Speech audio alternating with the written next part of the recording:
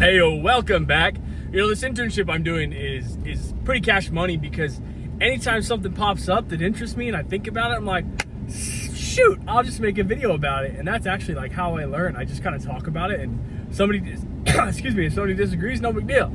So we're doing this education deal, right? And we have to, somebody does a movement, like an exercise, and everybody else corrects it.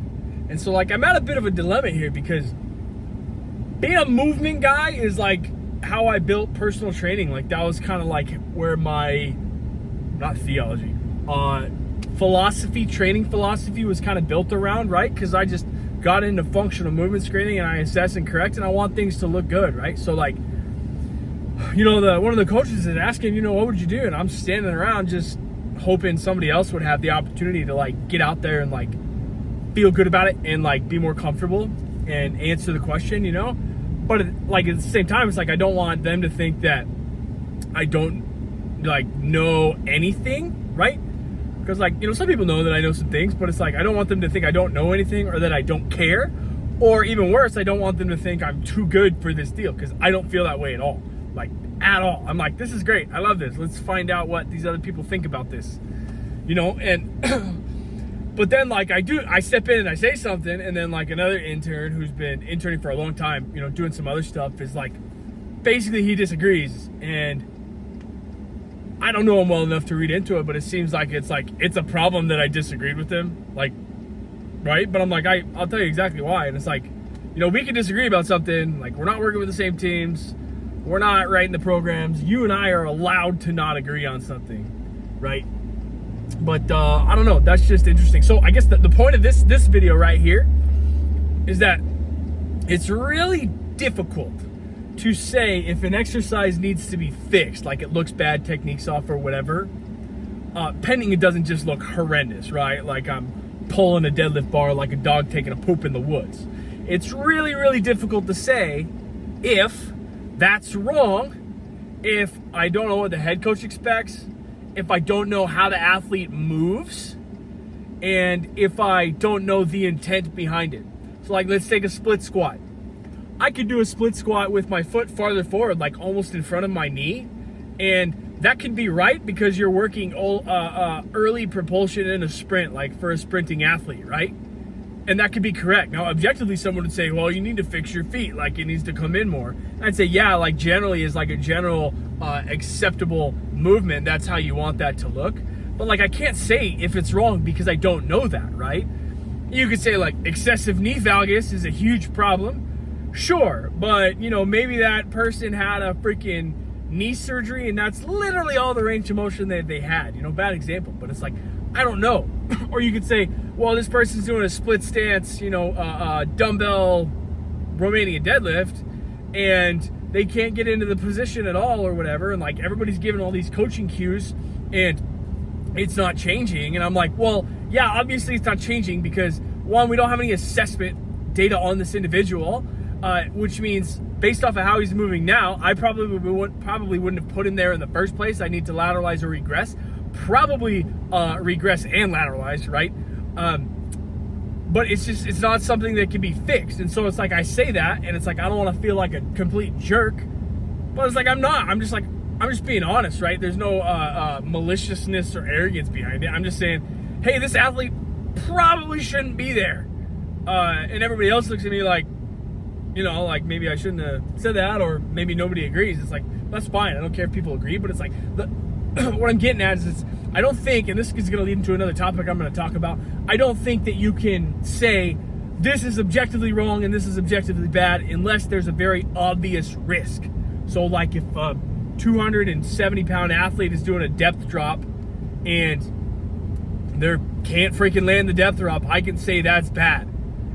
But if somebody's doing a deadlift and they're pulling 500 pounds and their back's a little rounded, I can't necessarily say that's bad. I don't know crap about them. Maybe they're a power lifter and they hold the freaking record for their weight class. Or, maybe they're an athlete and that's just how they move and they're stuck there and they're strong there, so the coach has just decided to keep them there.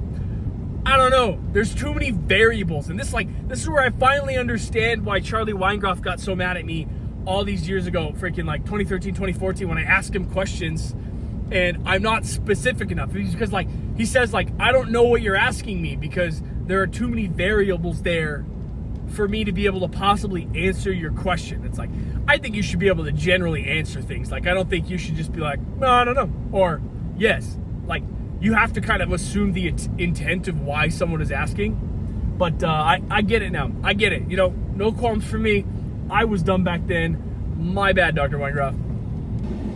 Okay, real quick to add on, I think this is another really good example. So, like, let's say you're evaluating a trap bar deadlift, and they like, it says deadlift, and you're expected to give feedback on how it looks. And it's like, again, there's obvious things like knee valgus, someone's looking at the freaking ceiling, right? But let's say like the butt's low and then the butt is high or whatever. It's like, I can't say just by looking at that if it's right or wrong, because I don't know if the athlete can get to the position that I want them to get to, or I think they should get to. I don't know if the coach just says, yeah, we're doing squat dominant trap bar deadlifts, and that's how he defines that, or if he wants hip dominant. I have no idea. I also don't know how somebody is defining a deadlift, because some coaches call a deadlift anything you pick up off of the ground. Right? They're like, oh, you're deadlifting. And I'm like, even if it's more of a squat dominant movement, meaning I have high hip flexion, right? And high, we'll say, shin angle, right? My shin angle goes from freaking 15 degrees or whatever all the way down to 45 or whatever it is, you know? It's like, I can't say that's wrong because I don't know what it is you want.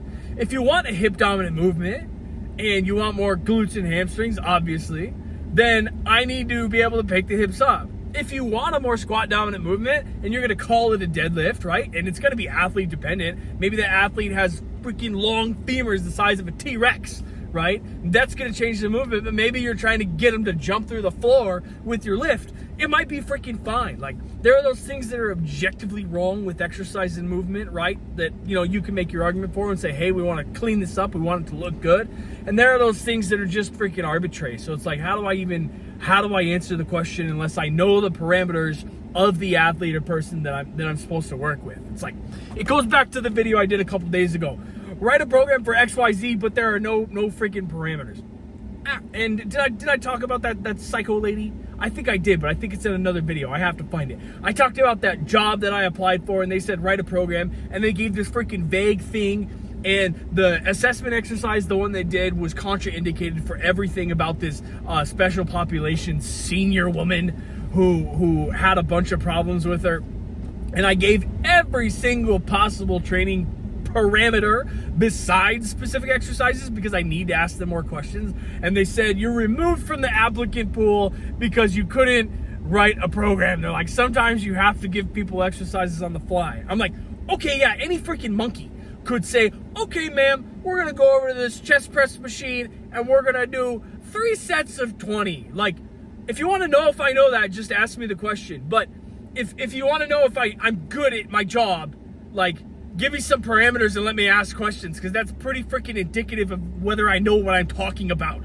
Don't just say, oh, this isn't good. Sometimes you got to do things on the fly. It's like, yeah, you got to do things on the fly. But in what circumstance am I not going to be able to ask this person a question to their face? And I just have to write them what am I? Some coach online writing random people programs using AI and saying, here you go. This is my certified Instagram model method.